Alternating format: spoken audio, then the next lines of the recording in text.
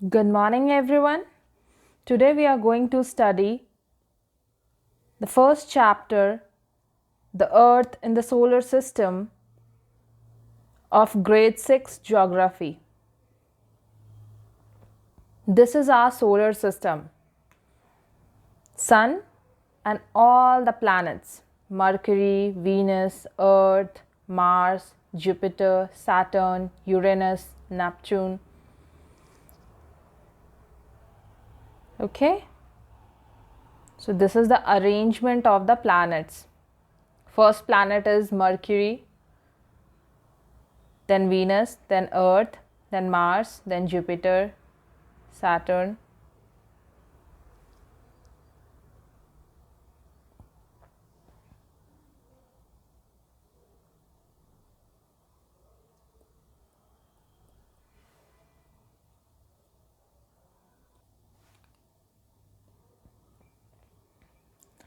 Planet Earth.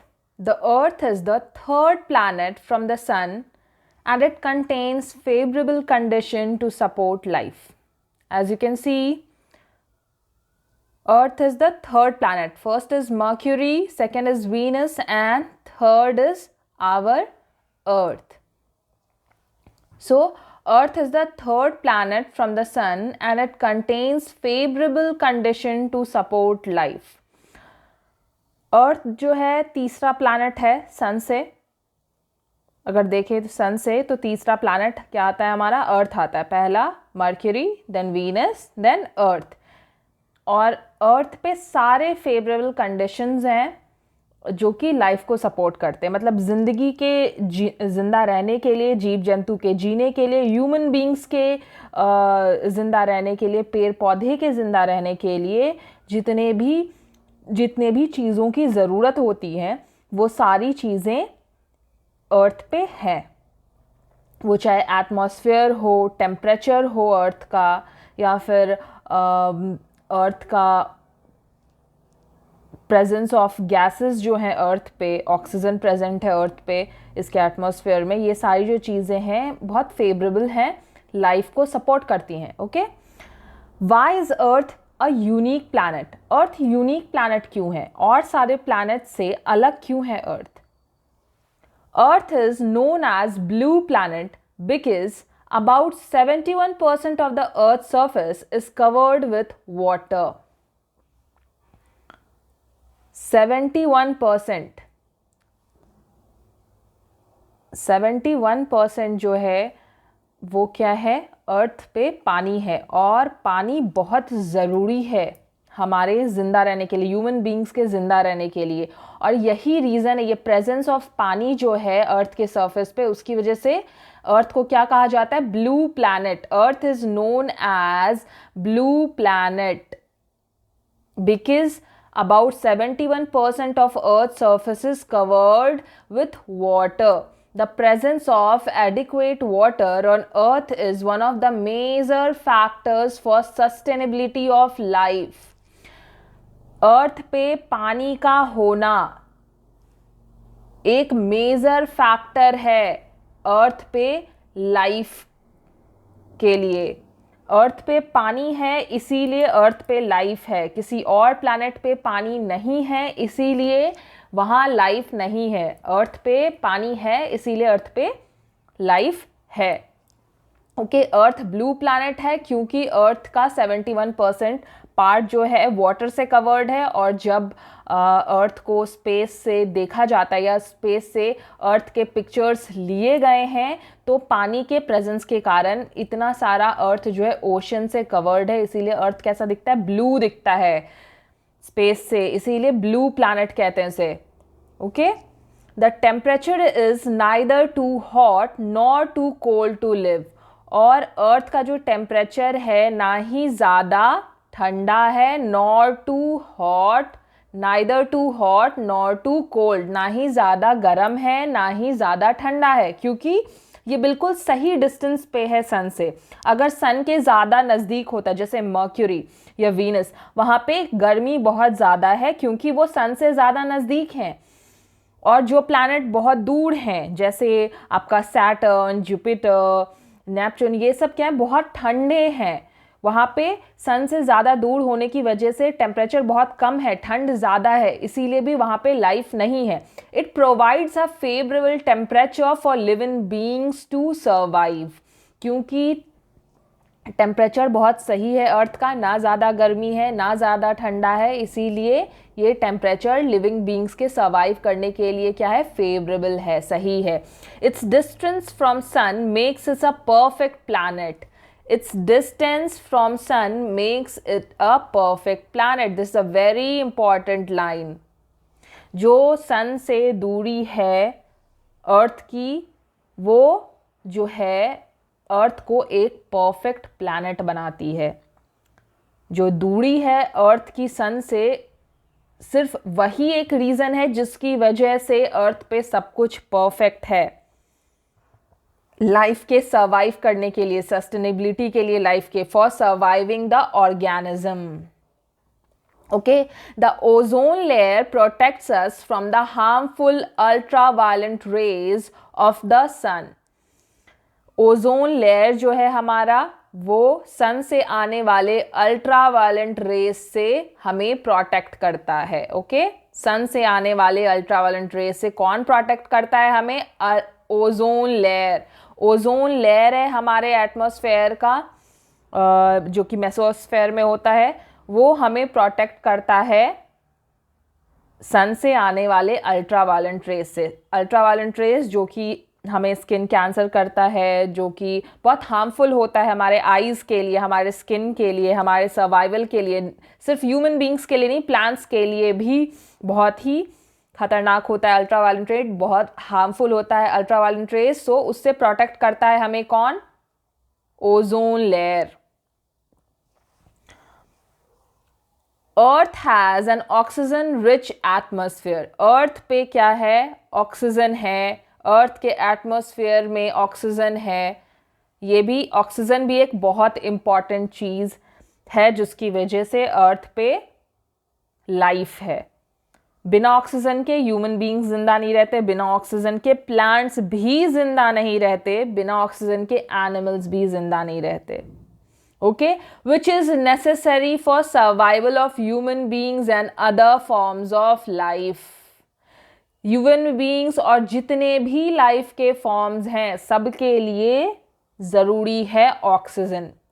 So oxygen rich environment, perfect distance from sun, neither too cold nor too hot temperature, presence of water, ये सारी चीज़ें क्या है? These are the major factor for sustainability of life. ये सारे factors हैं जो कि ज़रूरी हैं अर्थ पे लाइफ के लिए. ये सारे फैक्टर्स हैं जिसकी वजह से अर्थ पे लाइफ है. Okay, so now answer few questions. Name the layer that protect us from the harmful rays of sun. कौन सा लेयर था जो हमारे सन से आने वाले हार्मफुल रेज, अल्ट्रावायलेंट रेज से हमें प्रोटेक्ट करता था? Write the answer in the comment. Don't forget to write the answer in the comment. Okay, why is Earth called a blue planet? Earth को ब्लू प्लैनेट क्यों कहते हैं? क्या रीज़न था अर्थ ब्लू प्लैनेट है? Why Earth looks blue? ये सारा reason लिखना है, बताना है कमेंट्स में. Do write in the comment. Okay,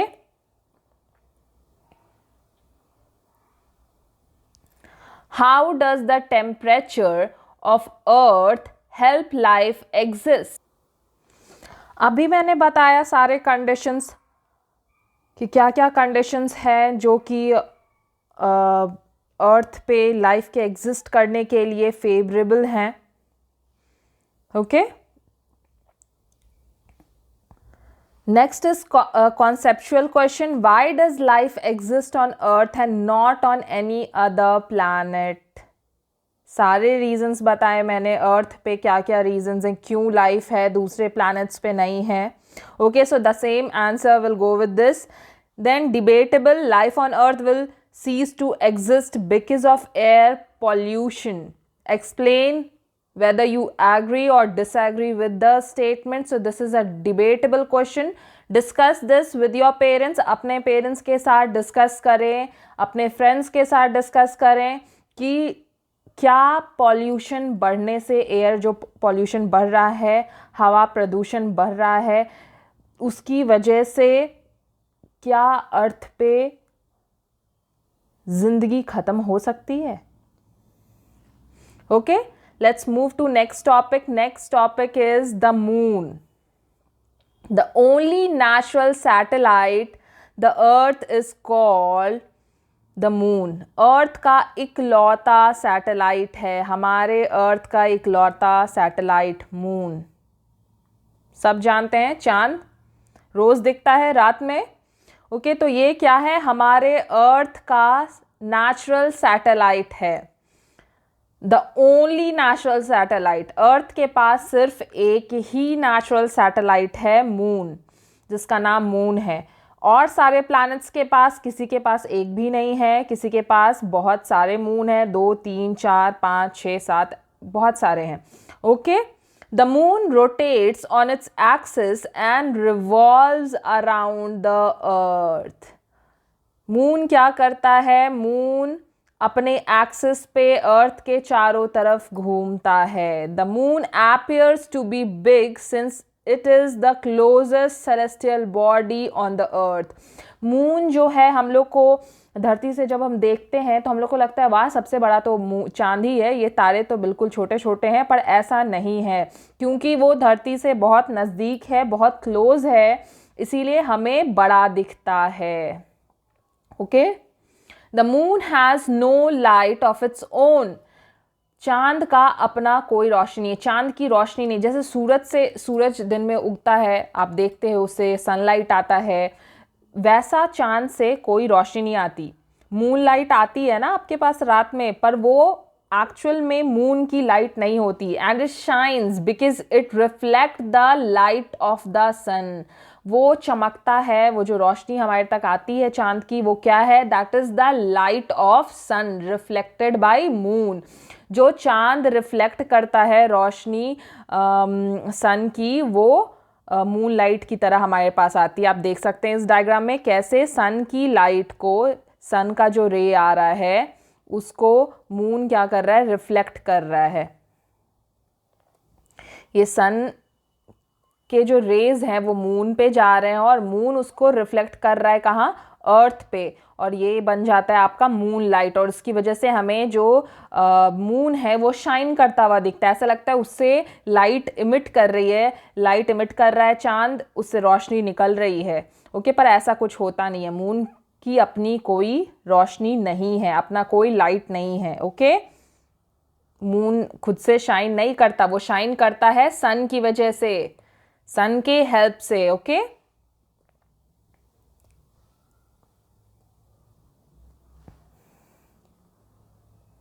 the moon has large differences in temperature. चांद पे क्या होता है? डिफरेंसेस टेम्परेचर के बहुत ज़्यादा होते हैं। Where the days are very hot and the nights are very cold. वहाँ क्या होती है? जो टेम्परेचर है बहुत ज़्यादा डिफ़र करता है। हमारे पास अर्थ पे क्या है? इतनी ज़्यादा ठंड और गर्मी नहीं होती। दिन में अगर हल्की गर्मी है तो रात में टेम्परेचर 1-2 डिग्री ड्रॉप कर जाता है, हल्की ठंड होती है दिन के मुकाबले, दिन के कंपैरिजन में। बट चांद पे क्या होता है? दिन और रात में बहुत ज़्यादा टेम्परेचर डिफरेंस होता है। दिन में बहुत ज़्यादा गर्मी होती है और रात में बहुत ज़्यादा ठंड होती है। The moon has craters, plains and depressions on its surface. Moon पे क्या है? चांद पे क्या है? बहुत सारे क्रेटर्स हैं, गड्ढे हैं, और प्लेन्स भी हैं, डिप्रेशंस भी हैं। ठीक है, तो हम लोग ज़रा मून को देखें कैसा दिखता है मून। एक्चुअल में मून कुछ ऐसा दिखता है। उस पर यहाँ से जितना चांद खूबसूरत दिखता है उतना खूबसूरत है नहीं रियलिटी में। चांद पे भी बहुत सारे दाग धब्बे हैं। चांद को शायद बहुत सारे पिंपल्स हुए थे, उसके धब्बे हैं चांद पे। These are craters. ये जो गड्ढे हैं वो क्रेटर्स हैं, डिप्रेशंस हैं। जो छोटे छोटे हल्के हल्के गड्ढे हैं उनको डिप्रेशंस कहते हैं। ये जो बड़े गड्ढे हैं उनको क्रेटर्स कहते हैं। और प्लेन सरफेस भी है, सिर्फ गड्ढे ही नहीं है, थोड़ा प्लेन सरफेस भी है। तो चांद आपका कुछ ऐसा दिखता है।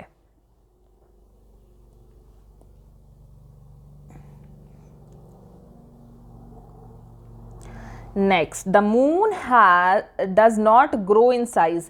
जो चांद है ना वो साइज में बड़ा छोटा नहीं होता है। हमें रोज रात में चांद अलग साइज का दिखता जरूर है, पर ऐसा नहीं है कि चांद बड़ा छोटा होता रहता है। We see the same side of the moon every day. हम चांद का एक ही साइड हमेशा देखते हैं from the earth. At the times we see the entire moon. कभी हम पूरा चांद देखते हैं, पूरा का पूरा सरफेस दिखता है। And at times we see a part of it. और कभी कभी उसका छोटा सा पार्ट दिखता है सिर्फ मून का। ऐसा नहीं होता कि वो बढ़ता घटता रहता है। Does it seems as if the moon is growing and shrinking in size। हमें ऐसा लगता है कि चांद बढ़ रहा है और श्रिंक हो रहा है। देखिए ऐसे आप देख सकते हैं, इसमें जितने दूर सनलाइट पड़ती है उतना दूर हमें दिखता है अर्थ से। ओके, कभी इतना बड़ा, कभी इतना, कभी इतना, कभी फुल मून। तो ये चांद छोटा बड़ा नहीं होता एक्चुअल में, तो वो एक ऐसा गोल सा सर्कल जैसा, प्लैनेट जैसा, एक बॉल जैसा है। ओके, जितने पार्ट पे सनलाइट पड़ती है उतना पार्ट हमें अर्थ से दिख रहा होता है। ओके, जितना पार्ट हमें दिख रहा होता है हमें लगता है चांद आज उतना बड़ा है। ओके, तो उन सारे पार्ट्स के अलग अलग नाम हमने दिए हुए हैं।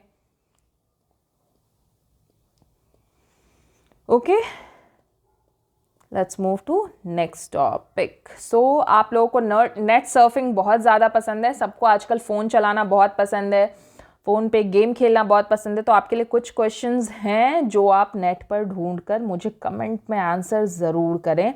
Name any 2 Indian astronomers who went on moon. 2 ऐसे एस्ट्रोनॉमर्स के, इंडियन एस्ट्रोनॉमर्स के नाम बताइए जो चांद पर गए हैं।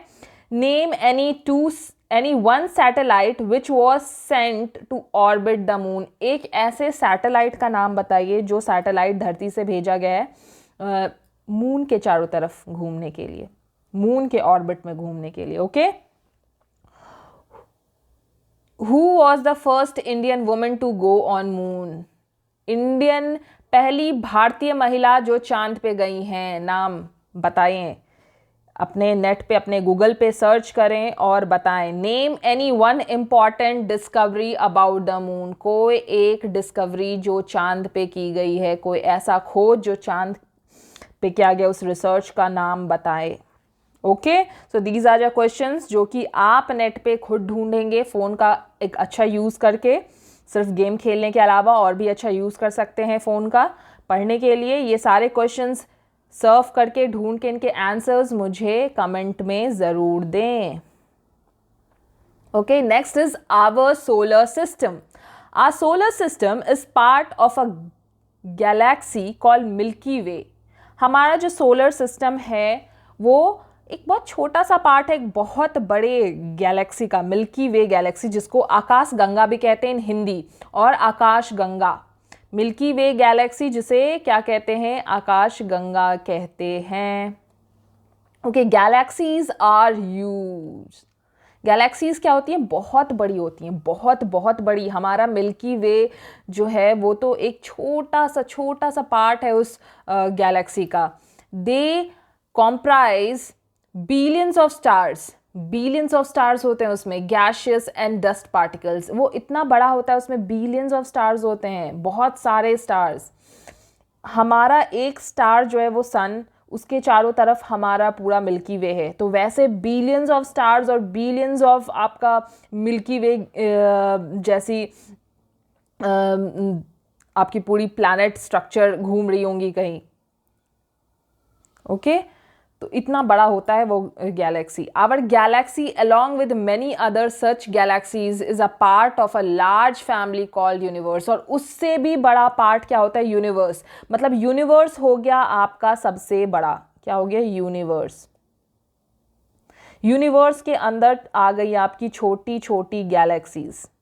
गैलेक्सीज के अंदर आ गए आपके हमारा सोलर सिस्टम, छोटे छोटे सोलर सिस्टम्स, बहुत सारे प्लैनेट्स और बहुत सारे छोटे छोटे सोलर सिस्टम। तो आप समझ सकते हैं यूनिवर्स कितना बड़ा है। उस यूनिवर्स के अंदर बहुत सारी आपकी गैलेक्सीज, और गैलेक्सीज के अंदर छोटे छोटे छोटे छोटे सोलर सिस्टम्स। तो हम कितने छोटे हैं आप अज्यूम कर सकते हैं।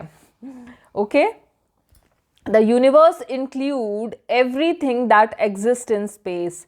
तो यूनिवर्स क्या है? स्पेस में जितनी सारी चीजें हैं सब इंक्लूड करके क्या बनता है? आपका यूनिवर्स बनता है। Let's take a glance of our galaxy. ये होती है गैलेक्सी आपकी, कुछ ऐसी दिखती है आपकी गैलेक्सी। इसमें आप काउंट कर सकते हैं कितने सारे स्टार्स हैं, कितने सारे प्लैनेट्स, कितने मून्स। It's uncountable. एक गैलेक्सी है ये, this is just one Galaxy. ऐसी कितनी सारी गैलेक्सीज हैं हमारे यूनिवर्स में। इस गैलेक्सी का एक डॉट जो होगा, एक डॉट, वो हमारा अर्थ है। ओके, सो बहुत बड़ी चीज है जिसे हम इमेजिन भी नहीं कर सकते शायद। Okay, the universe include everything that exist in space. Space में जितनी भी चीजें हैं सब ले लो, सब मिलाकर बन गई क्या? आपका universe. Galaxy, solar system, asteroids, comet, star etcetera, सारी चीजें आ गई किसमें? आपकी यूनिवर्स में। It is difficult to measure the distance between celestial bodies. कोई बता सकता है अर्थ से चांद कितने दूर है? उसको मेजर कैसे करेंगे हम? अपने स्केल से? हमारा स्केल तो नॉर्मल जो स्केल होता है जो आप यूज करते हो वो कितने का होता है? 15 सेंटीमीटर। तो क्या 15 सेंटीमीटर 20 सेंटीमीटर में हमारा ये मेजर हो जाएगा सेलेस्टियल बॉडी का डिस्टेंस? यहाँ से चांद तक का डिस्टेंस, यहाँ से दूसरे प्लैनेट तक का डिस्टेंस? नहीं हो सकता है, बिकॉज वो काफी दूर है। They are very far away from us. So according to the normal meter scale, it is difficult to measure distance between celestial body according to normal meter scale. Metre scale से हम measure नहीं कर सकते हैं, बहुत मुश्किल है, क्योंकि ये बहुत छोटा सा डिस्टेंस है। छोटे से डिस्टेंस को, छोटे से लेंथ को मेज़र करने के लिए यूज़ होता है ये मीटर स्केल, पर वो सारी चीज़ें बहुत दूर है। So astronomers use a unit called light years. कौन सी यूनिट यूज करते हैं? Light years. हम नॉर्मल चीज़ें किस चीज़ में मेजर करते हैं? सेंटीमीटर, मिलीमीटर, किलोमीटर, मीटर, यही सारे। इससे ज़्यादा तो हम यूज़ नहीं करते अर्थ पे। मगर क्योंकि सेलेस्टियल बॉडीज़ बहुत ज़्यादा दूर हैं, इसलिए एस्ट्रोनॉमर्स ने एक नई यूनिट निकाली जिसे लाइट ईयर कहते हैं, जो कि यूज़ किया जाता है सेलेस्टियल बॉडीज़ के बीच में डिस्टेंस फाइंड करने के लिए। Light years to measure this distance. 1 light year refers to the distance travelled by light in 1 year. Light year का मतलब क्या होता है? 1 लाइट ईयर का मतलब जैसे 1 मीटर इक्वल्स टू 100 सेंटीमीटर होता है ना। हम कहते हैं ना कि 1 मीटर 100 सेंटीमीटर के बराबर है, 100 सेंटीमीटर के बराबर है। वैसे ही एक लाइट ईयर जो है वो किसके बराबर है? आपका लाइट कितना डिस्टेंस ट्रेवल करता है एक साल में। 1 light year refers to the distance travel by light in 1 year. एक साल में लाइट जितना डिस्टेंस ट्रेवल करता है उतनी दूर। सोच सकते हैं आप कितनी दूर? बहुत ज़्यादा डिस्टेंस है ना।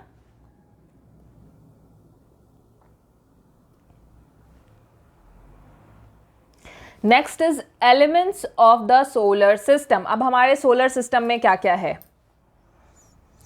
हमारे सोलर सिस्टम में पहला तो आ गया आपका sun. The sun is biggest star of the solar system. हमारे सोलर सिस्टम का सबसे बड़ा स्टार क्या है?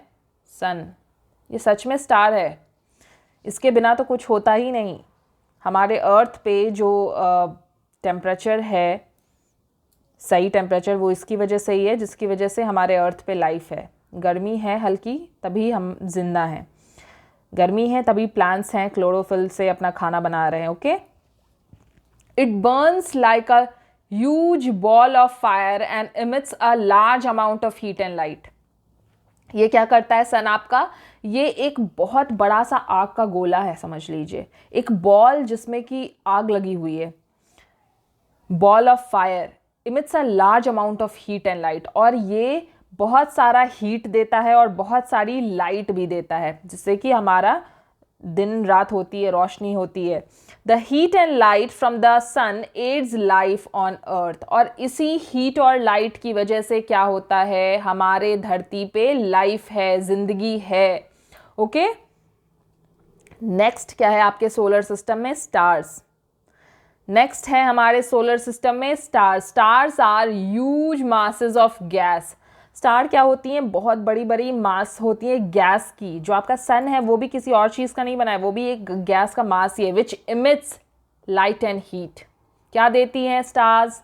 लाइट देती हैं और हीट देती हैं। One of the star in the sky is the north star. North star जो कि हमेशा नॉर्थ में उगता है, जिसे हम ध्रुव तारा भी कहते हैं, ऑल्सो नोन एज ध्रुव तारा।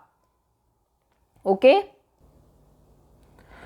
तो आपका जो ये पोलर स्टार था, ध्रुव तारा, ये बहुत यूज़फुल था पहले के टाइम पे। जो लोग थे, जो ट्रैवलर्स थे, जिनको डायरेक्शन जानना होता था, वो इस पोलर स्टार को देखकर क्या करते थे? ये जो नॉर्थ स्टार था, ध्रुव तारा, it remains at a fixed position and help people to in navigation.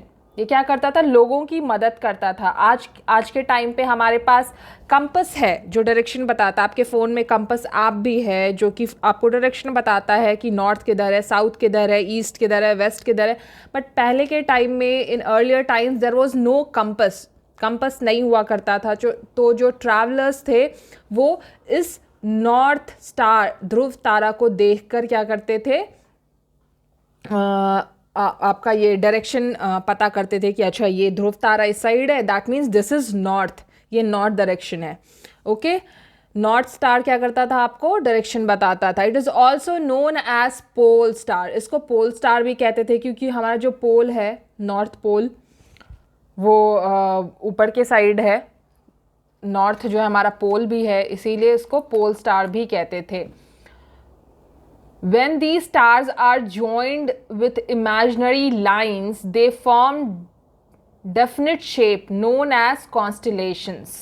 Okay, तो जब बहुत सारे तारों को ज्वाइन किया जाता है, जैसे बहुत सारे स्टार्स हैं, उनको अगर ज्वाइन करते हैं तो कुछ शेप्स आते हैं। ओके, तो ये जो शेप्स बनते हैं इनको क्या कहते हैं? कॉन्स्टेलेशन कहते हैं, constellations. For example Ursa Major, Orion, Canis Major, ये सब क्या है आपके? कैनिस मेजर, ये सारे हैं आपके कॉन्स्टेलेशन। स्टार्स को ज्वाइन करने से, स्टार को किसी लाइन से ज्वाइन नहीं करते हैं, it's just a imaginary line. जैसे कि कुछ पॉइंट्स हैं, आप उसको इमेजिन कर रहे हो कि ऐसे ऐसे ऐसे ज्वाइंड है और ये बन गया आपका कुछ इस टाइप के शेप में। ओके, ऐसा हम बस अज्यूम करते हैं कि जैसे कुछ पॉइंट्स हैं ऐसे, और अगर उसको ज्वाइन कर दिया तो ओ दिस इज अ हट, कि ये एक घर का शेप बना रहा है। ओके, तो हम ऐसा अज्यूम करते हैं और उन सारे शेप्स को, इमेजिनरी लाइन वाले शेप को क्या कहते हैं? कॉन्स्टेलेशन कहते हैं। ओके,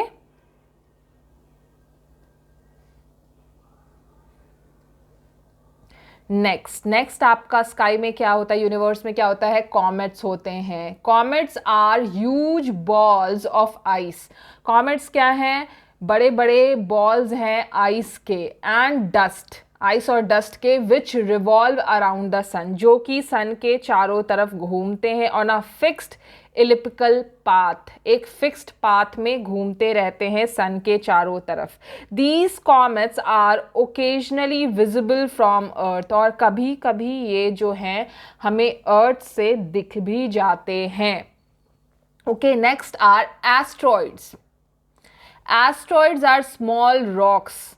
एस्ट्रॉइड्स क्या हैं? छोटे छोटे पत्थर हैं, स्मॉल रॉक्स हैं, छोटे भी हैं, बड़े एस्ट्रॉइड्स भी होते हैं, बड़े बड़े पत्थर भी होते हैं, विच रिवॉल्व्स अराउंड द सन, जो कि सन के चारों तरफ घूम रहे हैं।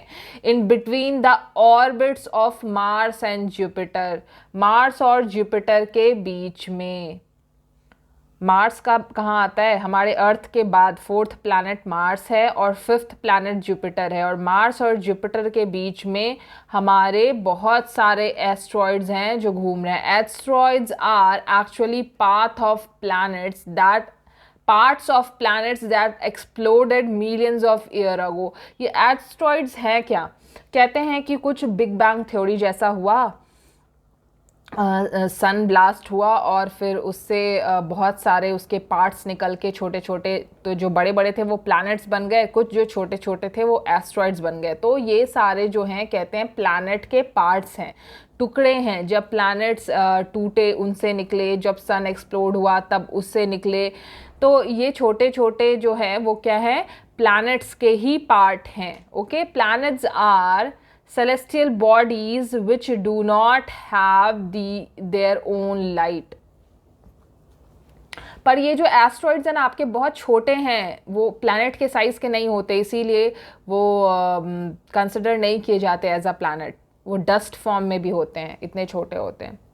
Okay, planets are celestial bodies which do not have their own light. अब आ गए आपके प्लैनेट्स जो कि सेलेस्टियल बॉडी हैं, बिल्कुल मून की तरह ही, इनकी भी कोई लाइट नहीं होती. And spin like a top on their axis. और ये बिल्कुल लट्टू की तरह अपने एक्सिस पे घूमते. मतलब ये जो प्लैनेट है ना ये खुद भी घूम रहे होते हैं ऐसे गोल गोल. ओके, अपने एक्सिस पे. They revolve around the sun on a fixed path. और सन के चारों तरफ भी घूम रहे होते हैं, which is called an orbit. Most planets also have their own natural satellites. और बहुत सारे प्लैनेट के अपने खुद के भी नेचुरल सैटेलाइट होते हैं which are referred to as moon, जिसको कि मून कहते हैं. मतलब प्लैनेट के चारों तरफ भी कुछ घूम रहा होता है. मैं दिखाती हूँ आपको कैसे.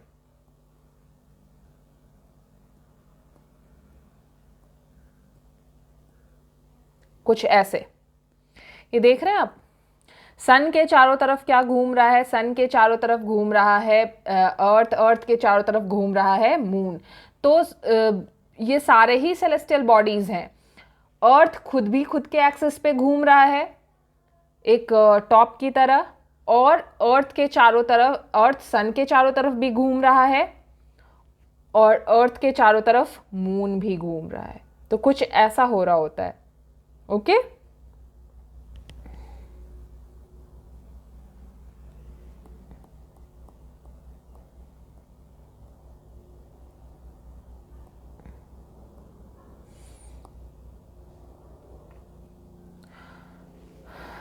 तो समझ गए. जो प्लैनेट्स हैं वो सन के चारों तरफ एक फिक्स्ड पाथ में घूम रहे होते हैं जिसको कि ऑर्बिट कहते हैं. अभी आपने देखा वो ऑर्बिट था जिसपे कि अर्थ घूम रहा था सन के चारों तरफ. और बहुत सारे प्लैनेट के अपने खुद के नेचुरल सैटेलाइट होते हैं जिसको कि मून कहा जाता है, उनका मून कहा जाता है, जो कि प्लैनेट के चारों तरफ घूम रहे होते हैं. ओके,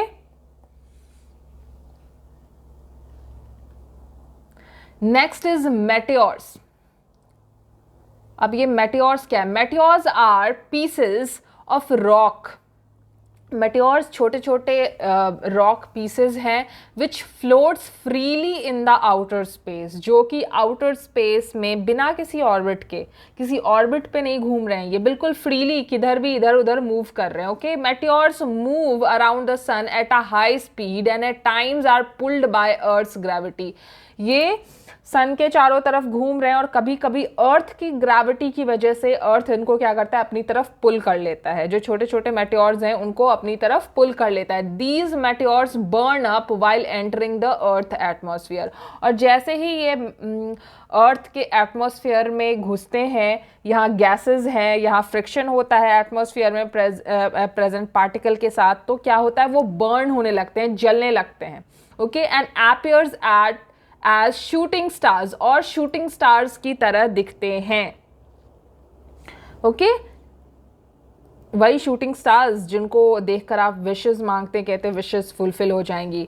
ओके, आपके मूवीज में शूटिंग स्टार्स को देख के विश मांगा जाता है और कहा जाता है कि विश पूरी हो जाएंगी अगर आप शूटिंग स्टार को देखकर विश मांगते हो.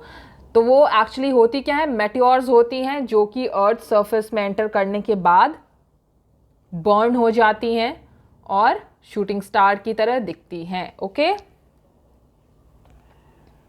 Next is celestial bodies which revolve around the planets are known as natural satellites.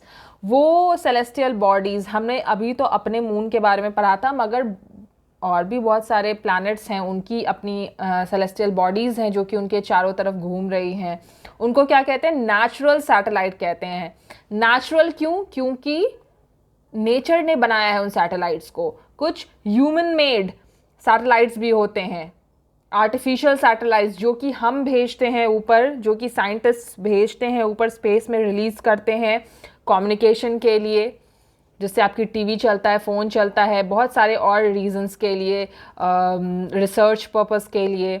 Okay, सो ये सारे क्या होते हैं, नेचुरल सैटेलाइट्स होती हैं. They do not emit there own light. अभी मैंने बताया मून का अपना लाइट नहीं होता, उसी तरह इन लोगों का भी किसी का भी अपना लाइट नहीं होता. सन के अलावा किसी भी प्लैनेट, किसी भी सेलेस्टियल बॉडी का अपना लाइट नहीं होता. These satellites are known by different names. इनको अलग अलग नाम से जाना जाता है. Out of which the most common known satellite is moon.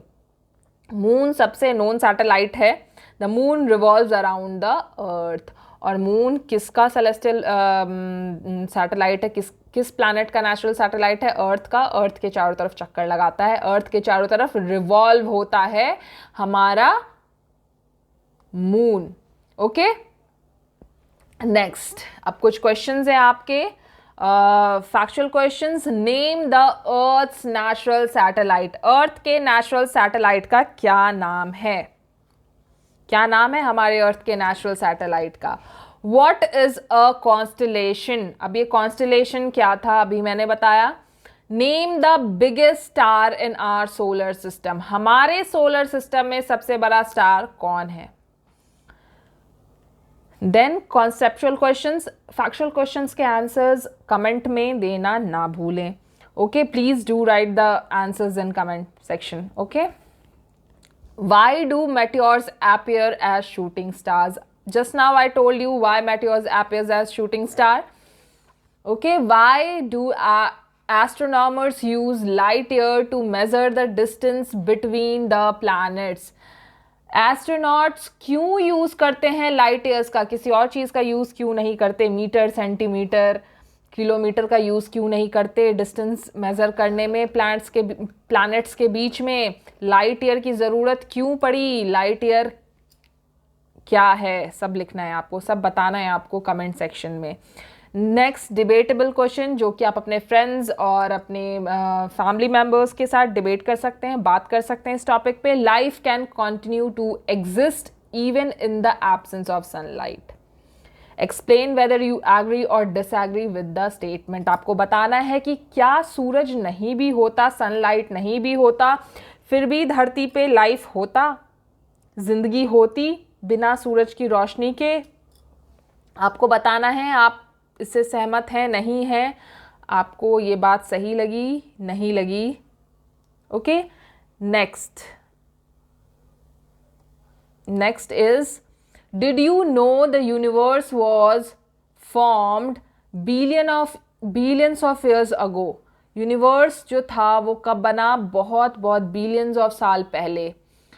Ago, bye a explosion called big bang. मैंने अभी बताया था आपको थोड़ी देर पहले कि एक बहुत बड़ा बिग बैंग हुआ, मतलब बहुत बड़ी टकराव हुआ, बहुत ज़ोर से कुछ टकराया या फिर बहुत ज़ोर से ब्लास्ट हुआ. It is surprising to know that our universe is still expanding. दूसरी बात कि अभी भी हमारा यूनिवर्स जो है क्या है, वो फैल रहा है, बड़ा होता जा रहा है. With the formation of new galaxies still being discovered. बहुत सारे बिग बैंग्स ऐसे हो रहे हैं और यूनिवर्स जो है और बड़ा होता जा रहा है अभी भी. Okay, next topic is planets in the solar system. अब आते हैं हम अपने प्लैनेट्स के बारे में. अभी तक तो मून, कॉमेट, एस्ट्रॉइड सबके बारे में पढ़ लिया हमने. अब मेन आया हमारे सोलर सिस्टम का planets. Okay, planets are celestial bodies of different sizes. अब प्लैनेट भी क्या है, आपकी सेलेस्टियल बॉडी है जिसके अलग अलग साइज हैं, कोई प्लैनेट बड़ा है कोई छोटा है। They revolve around the sun in fixed path, और ये सन के चारों तरफ एक फिक्स पाथ में घूम रही हैं। अभी मैंने दिखाया आपको कैसे घूम रही हैं वो फिक्स पाथ में। फिर से हम लोग देखते हैं ज़रा कैसे घूम रही हैं वो फिक्स पाथ में। ऐसे कुछ ऐसे घूम रही हैं फिक्स पाथ में। आप देख रहे हैं सारे प्लैनेट्स घूम रहे हैं अपने अपने फिक्स पाथ में, सबका अपना एक फिक्स पाथ है, अपना रास्ता है, उसी पे चल रही हैं। ऐसा नहीं है इधर उधर जा रही हैं, एक दूसरे से टकरा रही हैं। ओके, सब एक फिक्स पाथ में घूम रही हैं।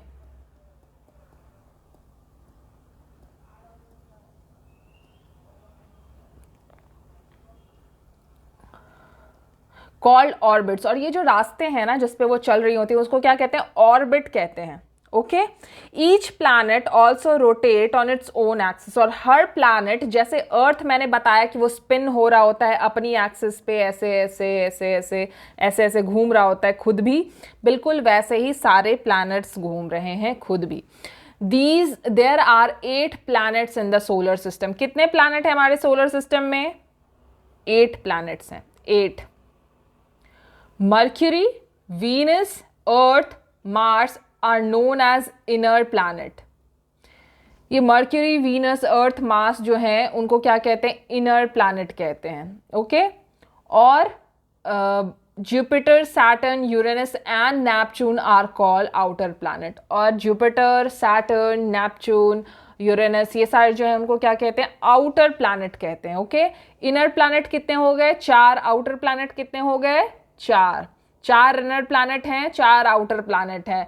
Mercury, Venus, earth, Mars are inner planet, Jupiter, Saturn, Uranus and Neptune are outer planet. अब एक इजी वे है आप जिससे कि सीक्वेंस याद रख सकते हैं प्लैनेट्स का, कि कैसे सीक्वेंस है, किस सीक्वेंस में है वो। पहले आता है आपका Mercury, then Venus, then earth, then Mars, then Jupiter, then Saturn, then Uranus and then Neptune. My very elegant mother just served us nuts. Okay, मेरी बहुत अच्छी माँ ने अभी अभी मुझे क्या दिया? मुझे दिए नट्स खाने को। So my very elegant mother just served us nuts. M for Mercury, V for Venus, E for Earth, M for Mars, J for Jupiter, S for Saturn, U for Uranus, N for Neptune। 4 आपके inner planet और 4 हो गए आपके outer planet. Okay, ये inner और outer का क्या चक्कर है, क्यों इनर और क्यों आउटर? अभी मैंने बताया ना आपको, मार्स के बाद क्या ना बहुत दूर तक, एक तो मार्स और जुपिटर के बीच में बहुत ज़्यादा डिस्टेंस है, और इस डिस्टेंस के बीच में क्या है ना, यहाँ पे अभी हमने पढ़ा ना कि एस्ट्रॉइड्स हैं, बहुत सारे एस्ट्रॉइड का एक लेयर है जो कि स्विम कर रहा है यूनिवर्स में चारों तरफ। ओके, मर्क्यूरी फर्स्ट प्लैनेट क्या है आपका? मर्क्यूरी है। मर्क्यूरी पे आते हैं। Mercury is the smallest planet in the solar system. Mercury जो है हमारा पहला प्लैनेट जो कि सन के सबसे नज़दीक है और सबसे छोटा है, and is nearest to the sun, और ये सन के सबसे करीब है, सबसे नज़दीक है। Mercury has no moon. Mercury का कोई मून नहीं है। जैसे हमारे अर्थ के पास एक नेचुरल सैटेलाइट है, मर्क्यूरी का कोई नेचुरल सैटेलाइट नहीं है, कोई मून नहीं है। And there are immense differences in the temperature of day and night, और डे और नाइट में बहुत ज़्यादा टेम्परेचर डिफरेंस है। दिन में बहुत ज़्यादा गर्मी और रात में बहुत ज़्यादा ठंड होती है। कहाँ पे? मर्क्यूरी पे। ओके, ये रहा आपका मर्क्यूरी पहला प्लैनेट। नेक्स्ट दूसरे प्लैनेट पे आते हैं हम। आपका सेकंड प्लैनेट है वीनस। सेकंड प्लैनेट है आपका Venus. Venus is the second planet from sun and it has no moon. Venus का भी कोई मून नहीं है, मतलब अर्थ के पहले जो 2 प्लैनेट हैं उनका कोई नेचुरल सैटेलाइट नहीं है, उनका कोई मून नहीं है। It is the hottest planet in the solar system. ये सबसे हॉटेस्ट प्लैनेट है। याद रखिएगा, कंफ्यूज मत होइएगा। मर्क्यूरी सबसे नज़दीक ज़रूर है सन के, मगर सबसे गर्म कौन है, हॉटेस्ट कौन है, वीनस है, हॉटेस्ट प्लैनेट है। Since it's atmosphere is made up of carbon dioxide, reason ये है उसके हॉट होने का कि उसके एटमॉस्फेयर में क्या है, सबसे ज़्यादा कार्बन डाइऑक्साइड है, क्योंकि उसका एटमॉस्फेयर कार्बन डाइऑक्साइड से बना है, इसीलिए उसका जो टेम्परेचर है बहुत ज़्यादा है। Venus rotates from east to west, याद रखिएगा, यहाँ पे मेंशन्ड है। अभी आपने मर्क्यूरी के बारे में पढ़ा, वहाँ लिखा था कि मर्क्यूरी किधर से किधर घूमता है, नहीं लिखा था, क्योंकि वो और सारे नॉर्मल प्लैनेट्स की तरह वेस्ट टू ईस्ट घूमता है। But Venus rotates from east to west, Venus किधर घूमता है, ईस्ट से वेस्ट घूमता है। Okay, Earth is the third planet from the sun, third planet आ गया आपका कौन सा, अर्थ, वीनस सेकेंड था, थर्ड अर्थ है। Earth is the third planet from the sun and is the only planet known to sustain life, और ये इकलौता प्लैनेट है हमारे सोलर सिस्टम में जिस पे लाइफ है, जिस पे जिंदगी है, जिस पे जीव जंतु पेड़ पौधे इंसान जिंदा हैं, जी रहे हैं, और किसी पे कोई नहीं है। The shape of the earth is referred as geoid. अर्थ का जो शेप है ना वो जियोइड कहा जाता है। कहा अर्थ जो है आपका गोल नहीं है, कहने के लिए तो हम गोल गोल गोल कहते हैं, मगर गोल नहीं है, इसके शेप को क्या कहते हैं, जियोइड कहते हैं। Flattened at poles and bulged at equator, ये कुछ ऐसा है, पोल पे चिपटा, यहाँ चिपटा, और बीच में इक्वेटर पे ऐसे निकला हुआ बल्ज। ओके, हल्का हल्का ऊपर नीचे चिपटा चिपटा है, ऐसा कुछ, ऐसा नहीं, यहाँ लाइन डाल दो और ऐसे बना दो। ओके ओके, फ्लैट है पोल्स पे और इक्वेटर पे बीच में क्या है, वो बल्ज्ड आउट है, निकला हुआ है। Okay, it has one natural satellite, और इसका एक नेचुरल सैटेलाइट है, क्या है, मून, मून इसका नेचुरल सैटेलाइट है। अर्थ के बारे में क्या हमने पढ़ा, अर्थ एक थर्ड प्लैनेट है, इकलौता प्लैनेट है जिसपे लाइफ है, अर्थ का जो शेप है वो जियोइड है, एंड अर्थ का एक नेचुरल सैटेलाइट है, moon. Earth is third planet from sun known to sustain life. Shape of earth is geoid and has one natural satellite, moon. ये चार चीजें पढ़ी हमने अर्थ के बारे में। नेक्स्ट इज मार्स, आपका फोर्थ प्लैनेट जो है वो है क्या, Mars. Mars is fourth planet from sun, चौथा प्लैनेट है, अर्थ के बाद आपका मार्स आता है, and is also popularly referred to as red planet, और मार्स को क्या कहा जाता है, रेड प्लैनेट कहा जाता है। जिस तरह आपके अर्थ को ब्लू प्लैनेट कहा जाता है, मार्स को रेड प्लैनेट कहा जाता है, क्योंकि ये रेड दिखता है, due to presence of red oxide and iron in the soil, क्योंकि उसमें बहुत, उसके सरफेस पे, उसकी मिट्टी में बहुत ज़्यादा रेड ऑक्साइड्स हैं, आयरन, और आयरन है, उसकी वजह से वो प्लैनेट क्या दिखता है, लाल दिखता है, रेड दिखता है, इसलिए उसे रेड प्लैनेट कहते हैं। Mars has two natural satellite, हमारे पास एक, मार्स के पास दो। ओके, मार्स के पास कितने सैटेलाइट हैं, नेचुरल सैटेलाइट दो, उसके पास दो मून है, दैट रिवॉल्व्स अराउंड इट, जो कि उसके चारों तरफ घूमते हैं। ओके, हमारे पास एक नेचुरल सैटेलाइट है, मार्स के पास दो नेचुरल सैटेलाइट हैं, दो मून है, हमारे पास एक ही मून है। ओके, जुपिटर नेक्स्ट आपका आ गया fifth planet, Jupiter. Jupiter is fifth planet from the sun and is the largest planet in the entire solar system. Jupiter आपका फिफ्थ प्लैनेट है और सबसे बड़ा लार्जेस्ट प्लैनेट है सोलर सिस्टम का। It has 33 natural satellites, 53 natural satellites, कितने हैं, 53। सबसे बड़ा है तो सबसे ज़्यादा नेचुरल सैटेलाइट भी हैं इसके पास, 53 natural satellite, out of which 26 satellites are not yet named. इतने सारे हैं कि नाम ही ढूंढते रह गए हम लोग। उस 26 सैटेलाइट्स के तो अभी तक नाम भी नहीं है। Okay, Saturn is the sixth planet from the sun. आपका सिक्स्थ प्लैनेट क्या आ गया? सैटर्न आ गया। थोड़ा अलग तरह का प्लैनेट है। Has a ring around it, इसके चारों तरफ क्या है? रिंग है। Okay, Saturn has 53 moons which have been named. Saturn के पास 53 मून्स जो हैं जिनके नाम दे दिए गए हैं। ओके, ऐसा नहीं है कि इसके पास सिर्फ 53 मून्स हैं, इसके पास और भी मून्स हैं। Saturn has 53 moons which have been named, जिनका नाम दे दिया गया है। और कितने मून्स हैं पता नहीं, अभी तक इसके 53 मून्स को नाम दिया गया है। ओके, नेक्स्ट आ गया आपका seventh planet is Uranus. Uranus is the seventh planet from the sun and it has 13 rings around it. Uranus जो है आपका सेवेंथ प्लैनेट है और इसके चारों तरफ कितने रिंग्स हैं? 13। आपके सैटर्न के चारों तरफ एक ही रिंग था, इसके चारों तरफ 13 रिंग्स हैं। Uranus is known as ice giant. Uranus को क्या कहते हैं? आइस जायंट कहते हैं। Since the climate is extremely cold, यहाँ पे बहुत ज़्यादा ठंड है यूरेनस पे, इसीलिए इसे आइस जायंट कहते हैं। इस पे बहुत ज़्यादा ठंड है। इट हैज़ 27 नोन मून्स, इसके 27 नोन मून्स हैं। इसके 27 मून ऐसे हैं जिसको अभी तक हम जानते हैं 27 मून्स को, और भी होंगे पर हम अभी जानते नहीं हैं उनके बारे में। Just like Venus it also rotates from east to west.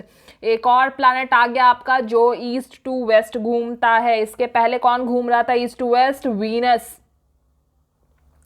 Venus और यूरेनस किधर घूमता है? ईस्ट टू वेस्ट घूमता है। और सारे प्लैनेट किधर घूमते हैं? वेस्ट टू ईस्ट घूमते हैं। कैसे पता? ये बता रही हूं मैं कैसे पता। वेस्ट टू ईस्ट घूमते हैं, इसकी वजह से ही आपके अहमदाबाद में पहले सुबह होती है और अरुणाचल प्रदेश में उसके थोड़ी देर बाद होती है, क्योंकि पहले वेस्ट में क्या है आपका? अहमदाबाद है, तो वहाँ सूरज पहले आ जाता है और उसके थोड़ी देर बाद कहाँ पहुँचता है? अरुणाचल प्रदेश। आई मीन अर्थ का अरुणाचल प्रदेश घूम कर आता है किधर? आपके सन के पास, सन के सामने। ओके, ये एक रीज़न है, ये एक नॉलेज है, एक सीक्रेट नॉलेज जो कि मैं आपको बता रही हूँ। आप अपने फ्रेंड्स के साथ शेयर कर सकते हो। Okay, Neptune is the last planet from the sun. Neptune क्या है? हमारा लास्ट प्लैनेट है। And it appears to be blue in colour because of the presence of hydrogen. Neptune blue दिखता है किसके प्रेजेंस की वजह से? हाइड्रोजन। और कौन सा प्लैनेट ब्लू दिखता है? हमारा अर्थ, नोन एज ब्लू प्लैनेट, वो भी ब्लू दिखता है। तो ये भी क्वेश्चन पूछ सकता है कोई कि कौन से दो प्लैनेट हैं? Which two planet look blue in colour? तो अर्थ और नेपच्यून क्या है? आपके ब्लू दिखते हैं। हमारा अर्थ ब्लू दिखता है क्योंकि 71% वाटर है प्रेजेंट उस पे, पानी की प्रेजेंस की वजह से। और नेपच्यून ब्लू दिखता है because of presence of hydrogen, helium and methane gas in atmosphere. Neptune blue दिखता है because of presence of hydrogen, helium and methane gases in its atmosphere. Neptune has 6 फेंट रिंग्स। नेपच्यून के पास भी ring है। Saturn के बाद से सबके पास रिंग है। ओके, सैटर्न के पास 1, नेपच्यून यूरेनस के पास 13 और नेपच्यून के पास भी 6 हैं। Okay, around it and 13 natural satellites, और इसके 13 नेचुरल सैटेलाइट्स हैं। Okay,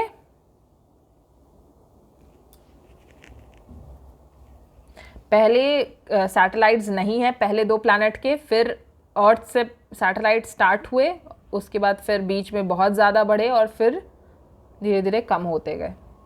okay, next, there were initially 9 planets in solar system. When I was a student, that time there was 9 planets in the solar system. आपके लिए syllabus कम कर दिया गया। Where the 9th planet was Pluto. जहाँ की 9th planet क्या था? Pluto था। जब मैं स्कूल में थी उस टाइम मैंने पढ़े 9 planets, जिसमें कि एक प्लैनेट क्या था? प्लूटो था। In 2006, Pluto status as a planet was changed to dwarf planet. Pluto का प्लैनेट वाला स्टेटस उससे छीन लिया गया और कहा गया कि तुम बहुत छोटे हो, इसीलिए तुमको बॉना प्लैनेट, ड्वार्फ प्लैनेट कह देते हैं। Okay, dwarf planets are smaller in size than regular planets but bigger than satellites. जो dwarf planet होते हैं ना आपके, तो ये भी तो क्वेश्चन हो सकता था ना कि यार ये छोटा है तो इसको मून क्यों नहीं बोल दिया गया, क्योंकि ये मून से बड़ा है, ये सैटेलाइट से बड़ा है, नेचुरल सैटेलाइट से बड़ा है, मगर रेगुलर जो प्लैनेट्स हैं, आपके जो प्लैनेट्स का साइज है उनसे ये छोटा है, इसीलिए इसको क्या कहा गया, डॉर्फ प्लैनेट, बॉना प्लैनेट कह दिया गया। ओके, और इससे प्लैनेट का टाइटल छीन लिया गया। पहले 9 प्लैनेट्स थे, अब फिर वापस आ गए कहाँ, 8 पे। अब ये कुछ क्वेश्चंस हैं जो कि आप अपने फ़ोन की मदद से करेंगे। ओके, अपना फ़ोन लेंगे, बहुत फ़ोन चलाना पसंद है आजकल के बच्चों को, तो फ़ोन लेंगे, उस पर खेलने के बजाय इस क्वेश्चन का आंसर्स करेंगे। Mars is the dash planet from the sun. Okay, answer लिखना है आपको, कौन सा प्लैनेट है, and it has how many moons. Okay, you have to answer these questions. Is there water on Mars? Mars पे पानी है या नहीं? What is the average temperature in the day and night? ये सब सर्च करोगे आप कि मार्स पे डे में कितना टेम्परेचर होता है और नाइट पे कितना टेम्परेचर होता है। How long is one day on Mars? How much time does Mars take to revolve around the sun? जैसे कि हमारे अर्थ को 24 आवर्स सन के चारों तरफ रिवॉल्व करने में 365 एंड 1/4 डे लगते हैं, वैसे ही आपके मार्स को कितना टाइम लगता है रिवॉल्व करने में। Right 2 interesting fact about the planet. आपको 2 इंटरेस्टिंग फैक्ट बताने हैं मार्स के बारे में। Can life exist on Mars? Mars, क्या जिंदगी हो सकती है मार्स पे? साइंटिस्ट भी खोज रहे हैं, आप भी खोजिए गूगल पे, और please answer these questions, do write in the comment. Okay, next topic है आपका रोटेशन एंड रिवॉल्यूशन। रोटेशन और रिवॉल्यूशन। रोटेशन क्या है, रिवॉल्यूशन क्या, अभी मैंने बताया। रोटेशन मतलब अपनी एक्सिस पे जो प्लैनेट खुद घूम रहे हैं ऐसे ऐसे लट्टू की तरह, वो क्या हो गया आपका, रोटेशन हो गया। जब वो सन की चारों तरफ घूम रहे हैं गोल गोल, तो वो हो गया revolution. Okay, the solar system is about 4.6 billion year old.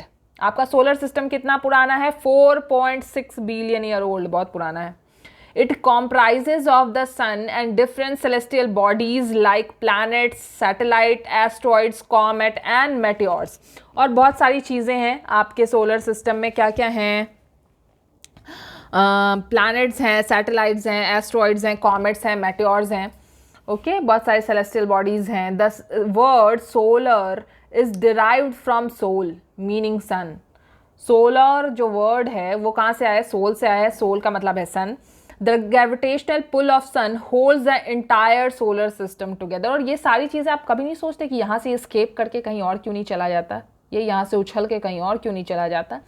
वो कहीं और इसलिए नहीं जाता है क्योंकि ये जो सन है ना, इसका जो ग्रेविटेशनल पुल है उसने सबको उसके सही जगह पे बना के रखा है। ओके, इसका जो ग्रेविटेशनल फोर्स है उसकी वजह से सब अपनी अपनी जगह पे सही डायरेक्शन में घूमे जा रहे हैं, जिस डायरेक्शन में है उसी डायरेक्शन में घूम रहे हैं, कोई इधर उधर नहीं जाता, कुछ ऐसा।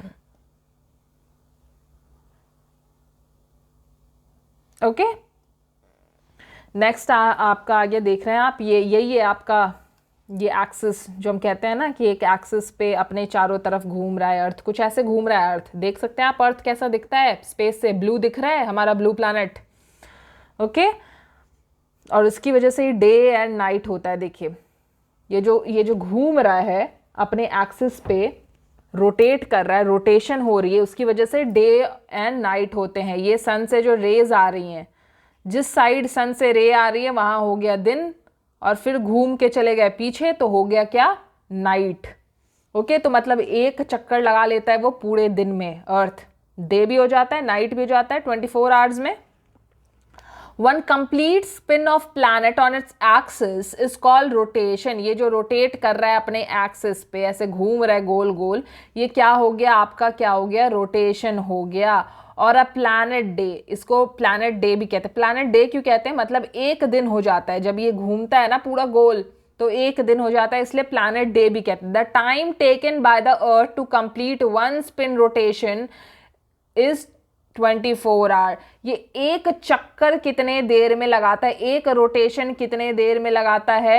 24 आवर्स में। 24 आवर्स का हमारा एक दिन होता है, एक डे होता है, तो ये दिन रात हमारा हो जाता है 24 आवर्स में, जब अर्थ एक चक्कर लगाता है, एक रोटेशन लेता है, एक राउंड लगाता है। ओके, तो डे नाइट किसकी वजह से होता है? अर्थ के रोटेशन की वजह से। सीजन चेंज किसकी वजह से होते हैं? अर्थ के रिवॉल्यूशन की वजह से। ओके, नेक्स्ट एसएस है, जो सन के चारों तरफ वो घूम रहा होता है, उसको क्या कहते हैं? All the planet move around the sun in a fixed path which is known as orbit. जो सारे प्लैनेट है आपके एक फिक्स्ड पाथ में ऐसे घूम रहे होते हैं सन के चारों तरफ, और ये जो पाथ है इसको क्या कहते हैं? ऑर्बिट कहते हैं। क्या कहते हैं? थोड़ी अच्छी हैंडराइटिंग में लिखा जाए, orbit. Okay, one complete circle of the planet around the sun is called one revolution. और ये जो घूम रहा है इसको क्या कहते हैं? रिवॉल्यूशन कहते हैं। रिवॉल्यूशन। जो खुद अपनी एक्सिस पे प्लैनेट घूम रहा था उसको क्या कहते थे? रोटेशन। इसको कहते हैं रिवॉल्यूशन। और अ प्लैनेट ईयर, उसको कहते थे प्लैनेट डे, क्योंकि एक डे में, एक दिन में वो चक्कर लगा लेता था, ये एक साल में पूरा चक्कर लगाता है, तो इसको प्लैनेट ईयर कहते हैं। ओके, हर प्लैनेट अलग अलग टाइम लेता है सन का चक्कर लगाने में, तो हर प्लैनेट का जो ईयर है वो अलग अलग दिन का होता है, अलग अलग लंबा होता है। कुछ प्लैनेट ज्यादा टाइम लेते हैं तो उनका ईयर आपसे कहीं ज्यादा लंबा होता है। Okay, so the earth revolves around the sun in approximately 365 and 1/4 day। 365 days लगते हैं उसको, और 1/4 डे और लगता है। 1/4 डे मतलब एक दिन हुआ आपका 24 आवर्स का, और इसको कितने पार्ट में डिवाइड करना है? 4 पार्ट में, मतलब 6 आवर्स। ओके, मतलब 365 डेज लगे पूरे और 6 आवर्स लगे। ओके, और ये 6 आवर्स जब जुड़ता है ना 4 बार, मान लो 2001 वाला 6 घंटा, फिर 2002 वाला 6 घंटा, फिर 2003 वाला 6 घंटा, 2004 वाला 6 घंटा, तो 6 + 6 12, 12 + 6 18, 18 + 6 24। तो जब ये 24 हो जाता है तो वही आपका क्या हो जाता है? Leap year. क्या हो जाता है? Leap year. कहते हैं ना लीप ईयर में कितने दिन होते हैं? 366 डेज होते हैं। हाँ, तो ये 366 डेज ऐसे आता है। आपका जो फरवरी जो है आपका 28 डेज से 29 डेज का हो जाता है, वो ऐसे हो जाता है। वो जो 6 घंटे हर साल बढ़ते जाते हैं, तो हर 4 साल बाद एक दिन बढ़ जाता है, मतलब 24 आवर्स बढ़ जाते हैं। ओके, सब कुछ बता दिया मैंने। Let's move to next topic. Next है आपका फैक्चुअल क्वेश्चन। ये रहा आपका, सारे प्लैनेट्स घूम रहे हैं अपने अपने ऑर्बिट पे। आप देख सकते हैं इसमें भी आपको पता चल रहा है किसी का ऑर्बिट छोटा है, किसी का ऑर्बिट बड़ा है, तो सबको अपना अपना टाइम लगता है, तो सबका अपना अपना प्लैनेट ईयर होता है। कुछ हमारे अर्थ का 365 डेज एंड 1/4 डे का है। कुछ प्लैनेट्स ऐसे भी होते हैं जैसे जुपिटर, देखिए कितना स्लो घूम रहा है सारे प्लैनेट के कंपैरिजन में, तो इसके तो आई थिंक 1000 डे का एक साल होता होगा। ठीक है, तो आते हैं हम कुछ फैक्चुअल क्वेश्चंस पे। How much time does the earth take to make one complete rotation? Okay, एक रोटेशन में कितना टाइम लगता है अर्थ को? रोटेशन मतलब खुद जो घूम रहा होता है वैसे, उसमें कितना टाइम लगता है एक डे में? What is revolution of planet? Revolution क्या होता है? सन के चारों तरफ घूमना रिवॉल्यूशन हो गया। ओके, थर्ड क्वेश्चन है आपका, नेम द 2 प्लैनेट्स दैट, ये सन क्या आ गया है बीच में? Name the 2 planets that rotate from east to west. दो प्लैनेट ऐसे बताने हैं जो ईस्ट टू वेस्ट घूमते हैं। और सारे प्लैनेट कैसे घूमते हैं? वेस्ट टू ईस्ट घूमते हैं। दो प्लैनेट, कौन से दो प्लैनेट थे आपके? फिर से मैं बता देती हूँ, वीनस और यूरेनस। वीनस और यूरेनस दोनों का नस नस है। ओके, दोनों कहाँ घूमते हैं? ईस्ट टू वेस्ट घूमते हैं। ओके, नेक्स्ट आपका कॉन्सेप्चुअल क्वेश्चन आ गया। ये सारे क्वेश्चन के आंसर ना मुझे कमेंट में please please please do write in the comment. Okay, तब तो मुझे पता चलेगा you have learn something from the video और नॉट। आपने कुछ सीखा इस वीडियो से या नहीं सीखा। Conceptual, state the reasons that make both earth and Neptune blue planet. अभी मैंने बताया ना, दोनों ही ब्लू प्लैनेट हैं, ब्लू दिखते हैं, पर दोनों का अलग अलग रीजन है ब्लू होने का। तो आपको बताना है कि अर्थ क्यों ब्लू दिखता है और नेपच्यून क्यों ब्लू दिखता है। अगर याद नहीं है तो पीछे जाएं वीडियो में, प्लीज देख कर आएं और आंसर जरूर बताएं। Why the Earth shape term geoid. Earth का शेप जियोइड क्यों है? जियोइड क्या होता है बताना है आपको। ओके, देन डिबेटेबल, अपने फ्रेंड्स फैमिली के साथ डिबेट कीजिए। Fixed orbit are necessary for planet to revolve around the sun. क्यों जरूरी है फिक्स्ड ऑर्बिट? क्या जरूरत है फिक्स्ड ऑर्बिट की सन के चारों तरफ घूमने के लिए? नहीं होगा तो क्या होगा? एक्सीडेंट होते रहेंगे प्लैनेट्स के। ओके, नहीं होगा तो क्या होगा? आपको डिस्कस करना है अपने फैमिली, अपने फ्रेंड्स के साथ, अपने फैमिली के साथ जाइए, पूछिए सबसे कि क्या लगता है अगर फिक्स्ड नहीं होता ऑर्बिट, अगर प्लैनेट एक फिक्स ऑर्बिट में नहीं घूम रहे होते तो क्या हो रहा होता। Okay, thank you. Please don't forget to like, subscribe and share the video. Okay? Like, subscribe and share the video और अगली वीडियोस के नोटिफिकेशन के लिए प्लीज़ ये बेल ज़रूर बजाइएगा। Okay? So we will meet in the next video for the next chapter. Thank you. Bye.